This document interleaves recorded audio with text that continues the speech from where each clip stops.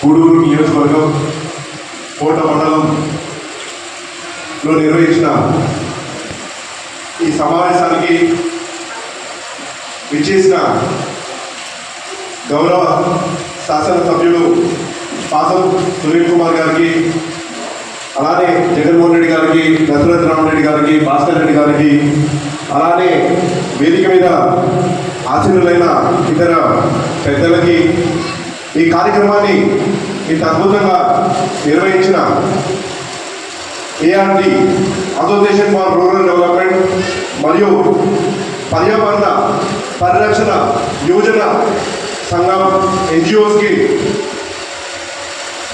అలానే వేదిక ముందు ఇంత పెద్ద ఎత్తున విచ్చేసిన మీ అందరూ కూడా హృదయపూర్వకంగా నమస్కారాలు, కృతజ్ఞతలు తెలియజేస్తున్నాను.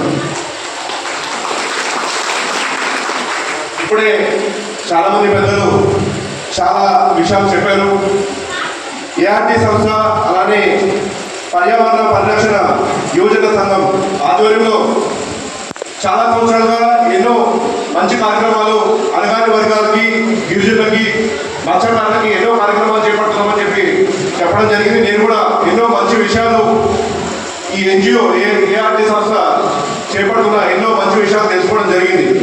గతంలో ఏఆర్టీ సంస్థ ద్వారా అలానే పర్యావరణ పరిరక్షణ యోజన సంఘం ద్వారా మత్స్యకారులు అలానే గిరిజనులకి వలలు కానివ్వండి, పడవలు కానివ్వండి, అలానే జీవన పరిమాణాలు పెరగడానికి అవసరమైన అన్ని వసతులు కల్పించామని చెప్పడం జరిగింది. అలానే పక్క గృహాలు, పాఠశాలలు రీమోడలింగ్ చేయడం కానివ్వండి, అలానే అంగన్వాడీ భవనాలు, అలానే సామాజికంగా అణగారిన వర్గాలు ముందుకు సాగడానికి అవసరమైన ఎన్నో కార్యక్రమాలు ఎన్జిఓ చేపట్టడం జరిగింది.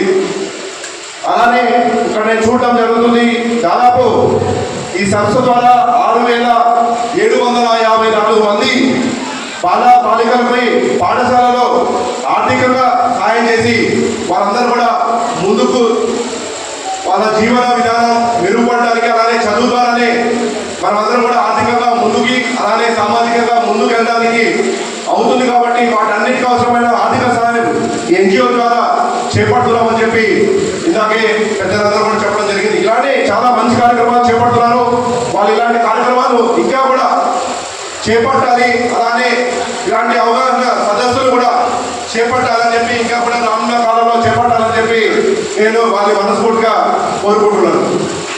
అలానే ఈ రోజున ఇక్కడ ఏర్పాటు చేసిన సమావేశానికి నేను చైర్మన్గా బాధ్యతలు చేపట్టిన తర్వాత మొట్టమొదటిసారిగా గూడూరు నియోజకవర్గానికి రావడం, అధ్యక్షతన ఏఆర్టీ అధ్యక్షతన, అలానే ఇక్కడ ఉన్న గౌరవ శాసనసభ్యులు పాసం సునీల్ గారి అధ్యక్షత ఈ సమావేశంలో భాగస్వాములు అవడం నాకు ఎంతో సంతోషంగా ఉంది. గౌరవ ముఖ్యమంత్రి వర్యులు నారా చంద్రబాబు గారు, అలానే డిప్యూటీ ముఖ్యమంత్రి వర్యులు, అలానే పర్యావరణ, సైన్స్ అండ్ టెక్నాలజీ, అడవి శాఖ మంత్రి వర్యులు పవన్ కళ్యాణ్ గారు, వీళ్ళందరూ పర్యావరణ పరిరక్షణ కోసం ఎంతగానో ఇప్పుడు వాళ్ళ మనసును పెట్టడం జరుగుతుంది. దాంట్లో భాగంగానే ఈ రోజున ఆంధ్రప్రదేశ్ పర్యావరణ పరిరక్షణ కార్పొరేషన్కి చైర్మన్గా నా మీద బాధ్యతలు పెట్టారు. యువ నాయకులు, యువగల అధినేత మా అన్నగారైన నారా లోకేష్ గారు, మంత్రివర్యులు, ఆయన కూడా పర్యావరణ పరిరక్షణ కోసం ఒక ప్రత్యేకమైన ప్రణాళికను రూపొందించి ఆ లక్ష్య సాధన కోసం ఎటువంటి సాయం కావాలన్నా సాయాన్ని నేను అందిస్తానని చెప్పి నన్ను ప్రోత్సహిస్తూ చైర్మన్గా నా పేరుని ప్రపోజ్ చేసి చైర్మన్గా నాకు అవకాశం కల్పించినందుకు ఆయన కూడా ప్రత్యేకంగా నేను కృతజ్ఞతలు తెలుపుకుంటాను. ఏ లక్ష్యంతో అయితే ముఖ్యమంత్రి వర్యులు నారా చంద్రబాబు గారు, అలానే ముఖ్యమంత్రి వర్యులు అయిన పవన్ కళ్యాణ్ గారు, మంత్రి వర్యులైన నారా లోకేష్ గారు ఏ లక్ష్యంతో అయితే నాకు ఈ బాధ్యతలు అప్పచెప్పారో ఖచ్చితంగా ఆ బాధ్యతని నిర్వహిస్తానని చెప్పి ఈ సభాముఖంగా నేను తెలియజేస్తున్నాను. ఆంధ్రప్రదేశ్ రాష్ట్రం మనము ఆర్థికంగా చాలా బలహీనంగా ఉన్నాం ఇవాళ విభజన తర్వాత. కానీ మనకి ఆంధ్ర రాష్ట్రానికి చాలా మంచి సంపద ఉంది. ఒక పక్కన మంచి పంట పొలాలు మనకి పండుతాయి. అలానే మనకి పెద్ద తీరం ఉంది. దాదాపు 932 కిలోమీటర్ల తీరం మన ఆంధ్ర రాష్ట్రానికి ఉంది.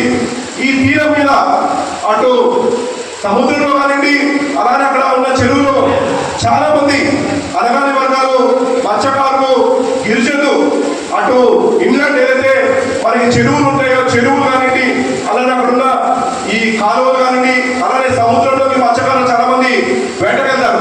దీని మీదే చాలా మందికి జీవన ఉపాధి చాలా మందికి ఈ ఏరియాలో కలిగి ఉంది. ఈ ప్రాంతం ఏరియా ఏదైతే మనకి 932 కిలోమీటర్లు ఈ తీర ప్రాంతం ఏదైతే ఉందో ఆ తీర ప్రాంతం మీద ఎంతో మంది ఇవన్నీ కూడా జీవన ఉపాధి దాని మీద కొనసాగిస్తున్నారు. కానీ వాళ్ళు ఏమవుతుందంటే ఆధునీకరణ అలానే ఇండస్ట్రియలైజేషన్ లో భాగంగా ఎన్నో పరిశ్రమలు మన ఆంధ్ర రాష్ట్రానికి వాళ్ళు పెట్టుబడులు పెట్టడానికి చాలా మంది రావడం జరుగుతుంది. దానివల్ల ఉపాధి అవకాశాలు కూడా చాలా మంది యువతకి పెరుగుతుంది. ఖచ్చితంగా రానున్న 5 ఏళ్లలో నారా లోకేష్ గారు ఏదైతే ప్రామిస్ చేశారో 20 లక్షల ఉద్యోగ కల్పన లక్షలుగా ఈ కూటమి ప్రభుత్వం పనిచేస్తుందని చెప్పడంలో నాకు ఎటువంటి సందేహం లేదు. ఇప్పటికే చూసాం చాలా కంపెనీలు ఎంఓఈ చేసుకుంటూ ఆంధ్ర రాష్ట్రంలో పెట్టుబడి పెట్టాలి, నారా చంద్రబాబు గారు ముఖ్యమంత్రిగా ఆయన ఆధ్వర్యంలో ఇక్కడ మంచి ఫెసిలిటీస్ కల్పిస్తారని చెప్పి ఒక నమ్మకంతో అందరూ కూడా ఇవన్నీ కూడా పెట్టుబడి పెడుతున్నారు. అయితే ఈ పరిశ్రమలన్నీ పెట్టుబడి పెట్టడం బాగుంది, కానీ ఈ పరిశ్రమ నుంచి వచ్చే వ్యర్థాలు అలానే ఈ ప్రాంతంలో ఎక్కువగా ఇందాక అందరూ చెప్పారు, ఈ ప్రాంతంలో ఎక్కువగా గనులు ఉంటాయి. ఈ మైనింగ్ ఒక్కన సిలికా కానివ్వండి, అలానే క్వార్ట్స్ కానివ్వండి, అలానే ఇతర గనులు ఉన్నాయి. ఈ గనుల నుంచి వచ్చిన